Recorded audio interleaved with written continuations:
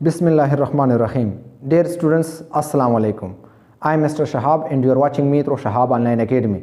Dear students, आज हम पढ़ेंगे क्लास 10 के physics unit number 10 simple harmonic motion and waves का lecture number 3 and this lecture में हम स्टडी करेंगे example 10.1 and that is the frequency of oscillation. यानी जो भी न्यूमेरिकल क्वेश्चन होता है, एग्जाम्पल होता है या प्रॉब्लम होता है, इनमें ऑलमोस्ट जो वैल्यू हमसे मांगा जाता है या हमने फाइंड करनी है तो उसी वैल्यू या क्वांटिटी के नाम से वो क्वेश्चन जो है वो नाम दिया जाता है उसको। तो ये है फ्रीक्वेंसी ऑफ ऑसिलेशन, यानी ऑसिलेटरी मोशन की फ्रीक्वेंसी हमने फाइंड करनी है, तो इसलिए नाम दिया गया है। तो देख ले कि क्वेश्चन में क्या है, ज़रा पढ़ते हैं। What is the frequency of oscillation? एक बॉडी है या पार्टिकल है और वो ऑसिलेटरी मोशन परफॉर्म करती है, यानी ऑसिलेशन करती है वो बॉडी। कहते हैं कि उस ऑसिलेशन या ऑसिलेटरी मोशन की फ्रीक्वेंसी आप फाइंड आउट करें, मालूम करें। क्या मालूम करें? इस ऑसिलेटरी मोशन की फ्रीक्वेंसी मालूम करें, फाइंड करें। कौन सी कंडीशन के अंदर?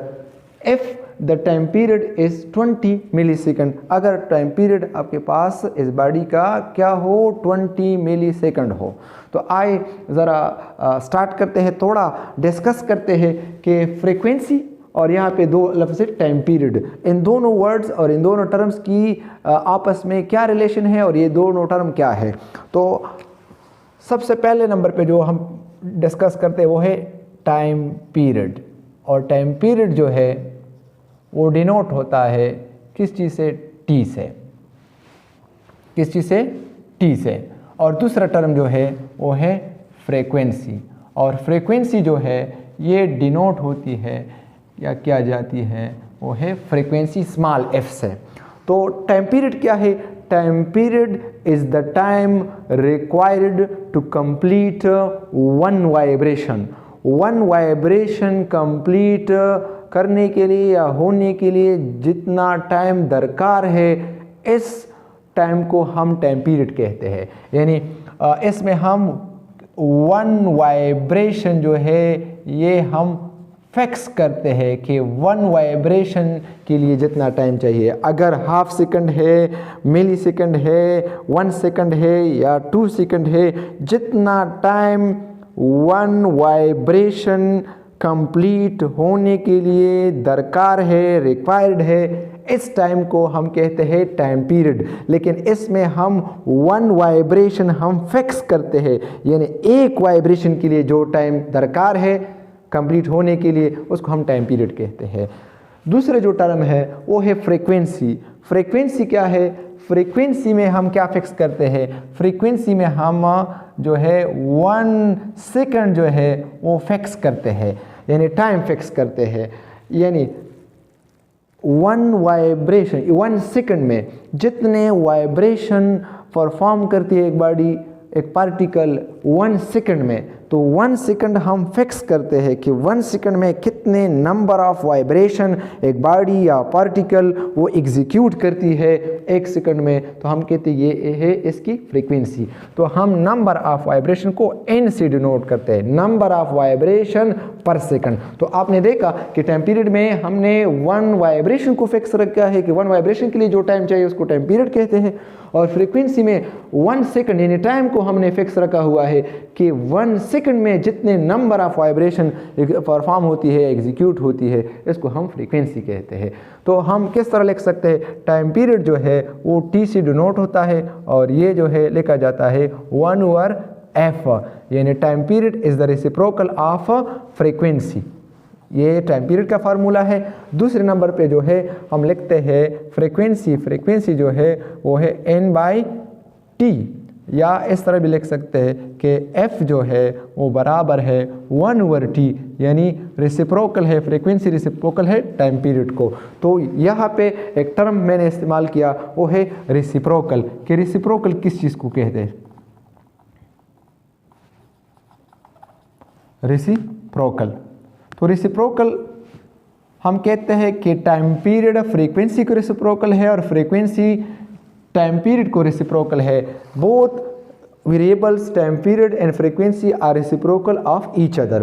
तो ये रेसिप्रोकल का टर्म क्या है, अक्सर हम सुनते हैं दो वेरिएबल्स या क्वांटिटी तब एक दूसरे के रेसिप्रोकल होंगे जब इन दोनों की मल्टीप्लिकेशन से मल्टीप्लिकेटिव आइडेंटिटी आ जाए, यानी 1 आ जाए दोनों की मल्टीप्लिकेशन से। किस तरह, मिसाल के तौर पे मैं इधर लिखता हूँ टाइम पीरियड जो है, टाइम पीरियड 1/f यानी फ्रीक्वेंसी, मैंने दोनों साइड को f से मल्टीप्लाई किया और देख ले अगर हम उसको क्रॉस आउट किए फ्रीक्वेंसी इसके साथ कैंसिल आउट हो जाएगा। तो देख ले ये क्या आया, 1 आया। तो फ्रीक्वेंसी इनटू टाइम पीरियड ये क्या आई, 1 की आई। और 1 क्या है, यानी दोनों वेरिएबल की मल्टीप्लिकेशन से मल्टीप्लिकेटिव आइडेंटिटी आई जो कि 1 है।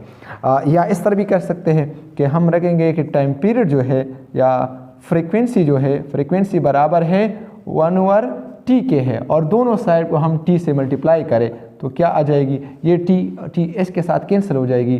तो t इंटू f जो है वो किस चीज़ के बराबर आ जाएगी, 1 के। तो दोनों की मल्टीप्लिकेशन से क्या आई, 1 आया और ये 1 आया जो है वो मल्टीप्लिकेटिव आइडेंटिटी है। तो ये प्रूफ हुआ कि both frequency and time period are reciprocal to each other या ऑफ ईच अदर। तो ये है टर्म के हवाले से। अब हम आते हैं अपने क्वेश्चन के हवाले से। क्वेश्चन हम ज़रा देख लेते हैं कि इसमें क्या दिया गया है, न्यूमेरिकल को हम कितने स्टेप में करते हैं। पहला नंबर स्टेप जो है न्यूमेरिकल में है वो है गिवन डेटा, कि आपके पास कौन से गिवन डेटा है, यानी कि क्वेश्चन में क्या आपको नोन है। वैसे तो यहाँ पे जो है फ्रीक्वेंसी भी नोन है लेकिन इसकी वैल्यू हमें नोन नहीं है। हमें तो पता है कि फ्रीक्वेंसी हमसे मांगता है लेकिन हम इसकी वैल्यू मालूम नहीं है। जो मालूम है, वैल्यू भी मालूम है, वो है टाइम पीरियड। तो टाइम पीरियड हमारे पास मौजूद है, हमें दिया गया है। तो गिवन डेटा में हमारे पास है टाइम पीरियड और टाइम पीरियड जो है वो डिनोट होता है t से और इसकी वैल्यू क्या है, इसकी वैल्यू है 20 मिली सेकेंड है, यानी टाइम जो लेता है वो कितना, 20 मिली सेकेंड। और ये बुक में दिया गया है 0.02 सेकेंड। ये है मिली सेकंड में है और उन्होंने बुक में डायरेक्ट कन्वर्ट किया है किस चीज़ को, सेकंड में। सेकंड में 20 मिली सेकंड बराबर है 0.02 सेकंड में। तो ये दोनों वैल्यू, एक मिली सेकंड में है और दूसरा सेकंड में है। अब हम दूसरे स्टेप पे आते हैं रिक्वायर्ड, कि कौन सा चीज़, कौन सा वैल्यू जो है हमारे पास रिक्वायर्ड है। रिक्वायर्ड डेटा या टू बी प्रूव्ड भी कहता है कि कौन सा चीज़ को हमने प्रूफ करना है, रिक्वायर्ड डेटा दूसरा स्टेप है। तो रिक्वायर्ड डेटा कौन सी चीज़ हमें मालूम करनी है, वो है फ्रीक्वेंसी। फ्रीक्वेंसी हमने मालूम करनी है और फ्रीक्वेंसी डिनोट होता है स्मॉल f से और ये मालूम नहीं है। थर्ड स्टेप जो है वो हमारे पास सॉल्यूशन है और सॉल्यूशन को हम थर्ड स्टेप को इसको हम फार्मूला भी कहते हैं, यानी इसमें सॉल्यूशन के लिए कुछ फार्मूला चाहिए, फार्मूले के बगैर सॉल्यूशन नहीं निकलता। तो हम सॉल्यूशन भी कह सकते हैं और फार्मूला भी आप लिख सकते हैं। तो फार्मूला क्या है हमारे पास, अब हम इधर मालूम करते हैं फ्रीक्वेंसी। तो हमारे पास दो फार्मूले हैं, एक है टाइम पीरियड जो है वो बराबर है 1/f और दूसरा है फ्रीक्वेंसी बराबर है 1/t। दोनों जो है इक्विवेलेंट है, इक्विवेलेंट मीन दोनों बराबर है, EQUIV दोनों इक्विवेलेंट है, दोनों भी लिख सकते हैं। लेकिन अभी हमारे जो है फ्रीक्वेंसी हमने फाइंड करनी, तो ये वाला फार्मूला हम लिखेंगे और इसके ज़रिए से हम अपना वैल्यू निकालेंगे। तो एज वी नो दैट, हमें तो पता है किस चीज़ का, फार्मूले का। कौन से फार्मूला की, एज वी नो दैट हमें पता है कि फ्रीक्वेंसी जो है वो बराबर है 1/t की। अब हम इसमें वैल्यू पुट करेंगे, पुटिंग वैल्यूज़। वैल्यू किस तरह पुट करेंगे, f जो है फ्रीक्वेंसी, हमने इसमें वैल्यू पुट करना है 1/t। टाइम क्या है, टाइम जो हमारे पास है 20 मिली सेकंड और ये सेकंड में जो है वो बराबर है 0.02 सेकंड। ये हमें थोड़ा मालूम करनी है कि ये किस तरह 20 मिली सेकंड उन्होंने सेकंड में कन्वर्ट किया है, किस तरह ये 0.02 की बराबर है। तो हम थोड़ा निकाल लेते हैं। ये यहाँ पे हम थोड़ा डिस्कस करते हैं कि मिली जो है, मिली एक प्रीफिक्स है, प्रीफिक्स है और इसकी वैल्यू क्या है 1/1000। इसकी वैल्यू है, या 10⁻³ इसकी वैल्यू है। तो ये इसकी वैल्यू है। हम 20 मिलीसेकंड को कन्वर्ट करते हैं सेकंड में, तो लिखते हैं 20 मिली की जगह मैं क्या लिख सकता हूँ, ये वैल्यू लिखता हूँ 1/1000। मैंने लिख दिया 20 की जगह में 20 लिख दिया और मिली की जगह मैंने ये वैल्यू पुट की, ये वाला। तो ये आएगी, यहाँ पे मैं लिखूँगा सेकंड लिखूँगा, तो ये मल्टीप्लाई करेंगे तो हो गया 20 आ जाएगा और ये नीचे 1000 आ जाएगा। ये 1 0 एस के साथ कैंसिल आउट हो जाएगा, ये आ जाएगा 2 और यहाँ पे सेकंड आ जाएगा 2/100। आप देख लें ये है सेकंड, मैं ऐसा लिख सकता हूँ 2 × 1 डिवाइड बाई 2 × 50। डायरेक्ट भी कैंसिल कर सकते हैं लेकिन थोड़ा आसानी के लिए तो हम ये इस तरह कैंसिल कर सकते हैं कि 2 के साथ कैंसिल हो जाए। यहाँ पे क्या रह जाएगा, यहाँ पे 1/50 सेकंड रह जाएगा। 1/50 सेकंड किस चीज़ के बराबर है देख लेते ज़रा। ये नॉमिनेटर है और ये डिनोमिनेटर है, हम डिवाइड करते हैं, नॉमिनेटर को अंदर लिखते हैं, डिनोमिनेटर को बाहर लिखते हैं मल्टीप्लिकेशन में। 150 पे डिवाइड नहीं हो सकता, ये वैल्यू कम है तो इधर हम 0 लगाते हैं। फिर भी 10 50 से कम है तो इधर तो हमने पॉइंट लगा दिया x 0 के लिए, अभी मतलब एक और 0 लगा लेते हैं तो इधर हम एक 0 लगा लेते हैं। तो किस चीज़ से मल्टीप्लाई करें कि 100 आ जाए 50 से, 2 से मल्टीप्लाई, 250 आता है 100। तो आपने देख लिया कि कौन सी वैल्यू आई, 0.02 सेकंड आई, तो 0.02 सेकंड आए। तो ये वैल्यू जो आई है ये वाला, ये इस तरीके से आई। इधर बुक वालों ने डायरेक्ट उन्होंने किया है, तो इसकी जगह मैं क्या लिख सकता हूँ, इसकी जगह मैं लिखता हूँ 20 0.02 और ये है सेकंड। फ्रीक्वेंसी बराबर है, एक बुक में डायरेक्ट इसकी जगह 50 लिखा है कि 50 हर्ट्ज़ है, लेकिन ये 50 हर्ट्ज़ किस तरह आई है ये भी ज़रा आपको कन्फ्यूजन है, थोड़ा ये हम एक्सप्लेन करते हैं कि इससे बुक वालों ने डायरेक्ट किस तरह 50 हर्ट्ज़ निकाले हैं। तो यहाँ पे जो है पॉइंट इधर है, अगर ये पॉइंट हम लेफ़्ट साइड से राइट साइड की तरफ मूव करते तो एक मतलब एंटेसा जो है वो एक होगा, पावर इंक्रीज़ होगा, फिर दूसरा। 2 पॉइंट्स हमने पास किए तो हम इस तरह लिख सकते हैं कि 1/2 लिखेंगे, ये जो 2 है इधर लगा लिया। इस पॉइंट्स को डेसिमल पॉइंट को कितने डेसिमल से हमने कितने डिजिट से हमने पास किया, 2 से हमने मूव किया है, पास किया है। तो इसकी जगह मैं लिख सकता हूँ 10⁻²। लेफ्ट से राइट की तरफ जाते हैं तो आपका जो पावर होता है वो नेगेटिव होता है। एक हम डिजिट से हमने पास किया, दूसरे डिजिट से हमने पास किया, 2 से हमने पास किया तो इसलिए पावर 2 आया और यहाँ पे आया सेकंड। तो देख लें यहाँ पे जो है ये माइनस में ऊपर जाएगा तो प्लस में आ जाएगा, तो F = किस चीज़ की आ जाएगा 1/2 और ये ऊपर जाएगा तो प्लस हो जाएगा 10⁻+2 आ जाएगा, पावर प्लस हो जाएगा और यहाँ पे सेकंड है। तो मज़ीद देख लेते हैं फ्रीक्वेंसी किस चीज़ के बराबर है, फ्रीक्वेंसी बराबर ही ये इससे क्या आ जाएगा 10⁻2 ये आ जाएगा 100 और ये नीचे क्या आ जाएगा 2 सेकंड आ जाएगा। अगर 100 को हम 2 से डिवाइड करते तो क्या आ जाएगा, ये आ जाएगा 50 आ जाएगा और डिवीजन में क्या है सेकंड है, ये अगर ऊपर ले जाए तो क्या होगा 50 - 1 पावर s आ जाएगा और -1 पावर s किस चीज़ के बराबर है मैं इधर लिखता हूँ, फ्रीक्वेंसी 50 -1 पावर s और हमें पता है कि -1 जो बराबर है पावर -1 पावर s बराबर है हर्ट्ज़ की बराबर है। तो इसकी जगह मैं क्या लिख सकता हूँ 50 हर्ट्ज़। तो ये है फ्रीक्वेंसी की वैल्यू।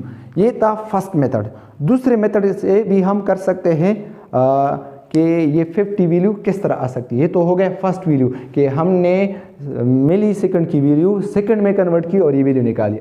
अब हम इस क्वेश्चन को सेकंड मेथड से भी सॉल्व करने की कोशिश करते हैं। थोड़ा माइनर चेंज है, मतलब आंसर तो एक है लेकिन दूसरे मेथड से भी हम कर सकते हैं। क्या डिफरेंस है फर्स्ट और सेकंड मेथड में, यहाँ पे जो टाइम है यहाँ पे हमने दिए गए 1/t की जो वैल्यू है, टाइम हमने डायरेक्ट यानी मिली सेकंड से हमने सेकंड में कन्वर्ट किया है और वो वैल्यू डाल दिया है। अगर हम मिनट्स में मिली सेकंड्स की वैल्यू हम सेकंड में कन्वर्ट नहीं करते, डायरेक्ट हम मिली सेकंड से वैल्यू निकालते हैं, तो किस तरह हम निकालेंगे? तो हम सेकंड मेथड में इस तरह निकालेंगे। फ्रीक्वेंसी बराबर है 1/t के बराबर है, और 1/t की वैल्यू हम किस तरह लेते हैं? t की जगह हम लिखते हैं 20, ये वाले वैल्यू लिखते हैं 20 मिली सेकंड। और ये 20 किस तरह? 20 मिली की जगह अपनी वैल्यू 20 और मिली की वैल्यू क्या है? ये है 10⁻³ और ये है सेकंड। ये माइनस में है, ऊपर जाएगा तो प्लस में हो जाएगा, तो ये आ जाएगा 1/20 और ये सेकंड इधर रहेगा, ये माइनस में ऊपर आ जाएगा प्लस आ जाएगा, तो ये होगा 10⁻+3 और ये आ जाएगा, इससे आ जाएगा 1000/20 आ जाएगा और नीचे सेकंड, ये इसके साथ कैंसिल आउट हो गए, एक से पर यहाँ पे रह गई क्या 100/2 और यहाँ पे सेकंड, ये डिवाइड 2 कर ले तो क्या आ जाएगा? कैंसिल आउट करें, ये आ जाएगा 50/सेकंड। अगर ये सेकंड ऊपर जाएगा तो क्या हो जाएगा? इसके साथ माइनस हो जाएगा, तो वो आ जाएगा 50 - 1/s, ये आ जाएगा। और ये बराबर है -1/s जो बराबर है हर्ट्ज़ के बराबर है, तो 50 हर्ट्ज़। तो ये हो गया फ्रीक्वेंसी की वैल्यू।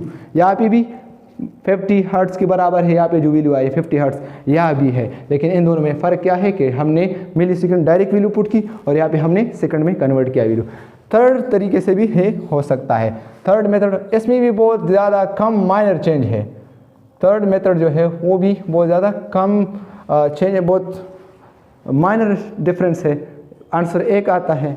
वो थर्ड मेथड से हम किस तरह कर सकते हैं? Frequency equal to 1/t, f is equal to 1/t, 20 t की जगह हम लिखते हैं 20 मिली सेकंड, और f जो है वो 20 की वैल्यू की अपनी हम मिली की अपनी वैल्यू हम डालते हैं 20, और मिली किस चीज़ के बराबर है? मिली बराबर है 10⁻³ और ये है सेकंड। हम ये जो 1/20 है उसकी हम अलग वैल्यू निकालते हैं। f इज इक्वल टू 1/20 किस चीज़ के बराबर है? 1/20 हम इधर लिखते हैं 1 अंदर लेके 20 बाहर लेके, यहाँ पे क्या कर ले हम एक ज़ीरो लगाते हैं, इधर पॉइंट लगाते हैं, फिर भी 10 कम है 20 से, एक और ज़ीरो लगाते हैं, तो इधर भी एक ज़ीरो लगाएंगे। हम अभी क्या करते हैं, हम किस चीज़ को मल्टीप्लाई करें कि 100 आ जाए? 5 × 20 ये आ जाएगा 100। तो ये वैल्यू जो है हमारे पास आई किस चीज़ का? इसका 1/20 का। तो इसी जगह में हम लिखते हैं 0.05 और मल्टीप्लाई बाय, ये किस चीज़ के बराबर है? ये माइनस में है, ये ऊपर आ जाएगा तो प्लस हो जाएगा, तो ये हो जाएगा 10⁻³ डिवाइड बाय सेकंड। ये सेकंड जो है नीचे रह गया है, तो ये हम ऊपर ले जाए तो ये क्या हो जाएगा? f is equal to 0.05 × 10⁻³ -1/s आ जाएगा। और f जो है ये किस चीज़ के बराबर हुआ? अगर ये हम 0.05 मल्टीप्लाई करिए बराबर है 10⁻³ 1000 के बराबर है, और 1000 अगर हम मल्टीप्लाई करें तो ये क्या हो जाएगा? f से आ जाएगा 50 आ जाएगा। किस तरह आ जाएगा? 50s है और -1/s है। अगर हम उसको उल्टा करें तो ये किस चीज़ के बराबर होगा? ये हर्ट्ज़ के बराबर है। तो ये हमारे पास आई थर्ड वैल्यू से। इसमें क्या है कि हम 1/20 वैल्यू अलग पुट करें और ये मिली जो प्रीफिक्स है उसकी वैल्यू हम ऊपर ले जाए तो 10⁻³ हो जाएगा, तो ये 1000 मल्टीप्लाई करें 0.5 से तो आ जाएगा 50 हर्ट्ज़ के आ जाएगा। चौथा भी एक मेथड है, फोर्थ मेथड से, यानी मेथड नहीं है लेकिन माइनर चेंज है कैलकुलेशन में। फोर्थ मेथड में हम किस तरह कर सकते हैं? फोर्थ मेथड में हम इस तरह कर सकते हैं कि फ्रीक्वेंसी इक्वल टू 1/t आया, टाइम अपनी वैल्यू पुट करें 1/t, t किस चीज़ के बराबर है? 20 मिली सेकंड के बराबर है। हम इस तरह लिखते हैं 1/20 और मिली की अपनी वैल्यू पुट कर 10⁻³ हो गया। हमारे पास जो है यहाँ पे है डेसिमल पॉइंट हम इधर पास करते हैं तो राइट से लेफ़्ट की तरफ हम जाते हैं तो क्या होता है? पावर पॉजिटिव आता है, तो एक हम कम करते हैं तो ये 10⁻³ हो जाएगा, 2 हो जाएगा। तो फ्रीक्वेंसी आई 1/2 और इंटू 10⁻⁻² सेकंड, ये -2 आया तो फ्रीक्वेंसी हो गया, ये इस डेसिमल को मूव किया लेफ्ट की तरफ से, तो इसलिए 1 पावर -1 कम हो गई, -2 हो गया। तो अभी देख ले 1/2, ये माइनस से ऊपर जाएगा प्लस हो जाएगा, तो हो जाएगा 1/2 सेकंड, ये इस नीचे रह गया, ये 10 पावर -2 है, ऊपर जाएगा 10 पावर +2 हो जाएगा, ऐसे आ जाएगा 100 और 100 डिवाइड बाई 2 और ये सेकंड कैंसिल करे, ऐसे आ जाएगा 50 आ जाएगा। और 50 जो है ये -1 है, ऊपर जाएगा ये प्लस से ऊपर जाएगा माइनस होगा, -1 पावर s जो है वो हर्ट्ज़ के बराबर है। तो यहाँ से भी वैल्यू आई आपकी फ्रीक्वेंसी की। तो फ्रीक्वेंसी किस चीज़ के बराबर है? फ्रीक्वेंसी की वैल्यू यहाँ पे भी 50 हर्ट्ज़ है, यहाँ पे भी 50 हर्ट्ज़ है, यहाँ पे भी 50 हर्ट्ज़ है और यहाँ भी 50 हर्ट्ज़ है। चारों मेथड से हमने किया, 4 अलग मेथड नहीं है लेकिन माइनर चेंज है कैलकुलेशन में, यानी किसी भी मेथड्स को आप एक मेथड को फॉलो करके आपको पूरे मार्क्स मिल सकते हैं। तो 50 हर्ट्ज़ का क्या मतलब है? ये जो फ्रीक्वेंसी है हमने मालूम किया है कि फ्रीक्वेंसी क्या होगी, what is the frequency of oscillation if the time period is 20 millisecond.